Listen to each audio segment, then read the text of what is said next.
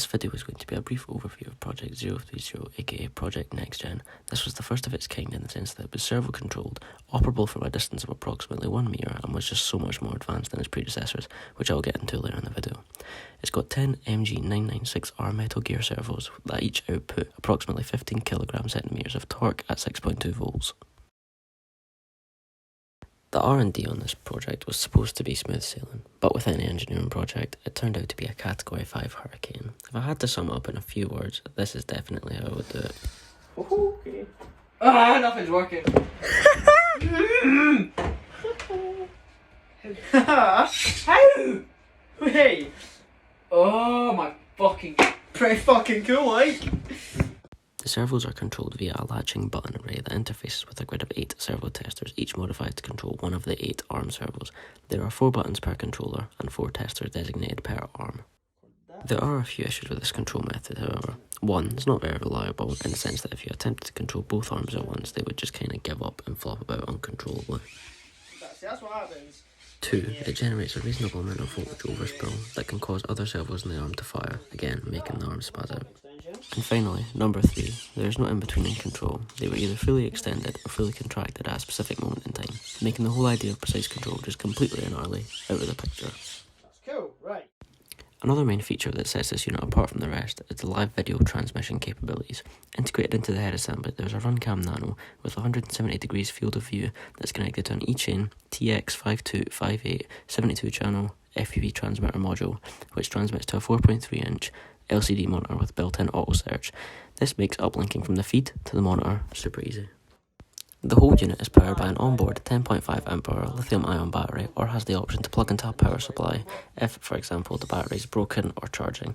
Instead of our traditional onboard power switch, I've opted for a wireless RF master switch, which has loads of benefits, but the main one is there's no danger of it hypothetically falling down and accidentally turning itself off. I say hypothetically because, you know, it's screwed to a table. NextGen isn't the first robot I've made. It's the product of a long 3-year journey that's comprised of 4 previous units and multiple concepts.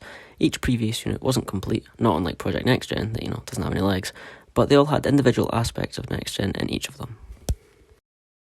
Project 003 had the overall looks I was after, and it actually looked like a robot. In Project 005, only parts of it got made, but I explored quite extensively the whole actuation system and diagnostic possibilities. Project 011 actually implemented these actuation systems as it was the first unit that actually moved. It used 2 12-volt linear actuators run off a power supply and ended up being controlled via 2 actuator control boards. Lots of lessons were learned here, the most important being don't use actuators. They're too bulky and the whole unit with 2 arms would have ended up being way too big.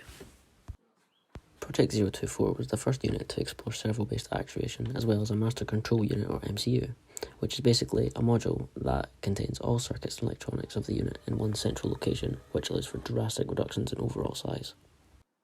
Over the years, all the data and experience gained from previous units came together and formed the foundations that NextGen started and developed from. So just to kind of round this video off, I'll show this raw footage of NextGen running at around 85% functionality as it was recorded before the next servos were operational. Uplink is good. So that works. Have not got any fucking further on the, what's it called? The circuit board that controls the neck, don't have it yet. So. There we go. Oh, come on.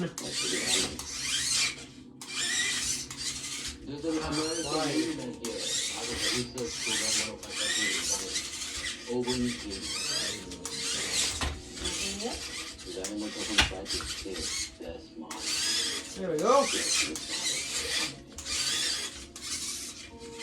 I want you to let me inspect the paddock. Maybe eat this something.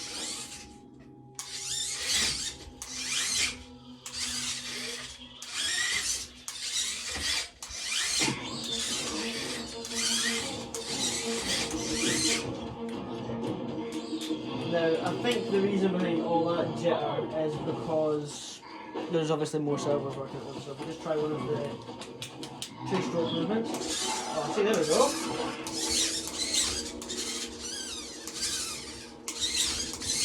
Easy, mate. And now we're going to do forward. Oh, yeah. hard. There we go. Beautiful.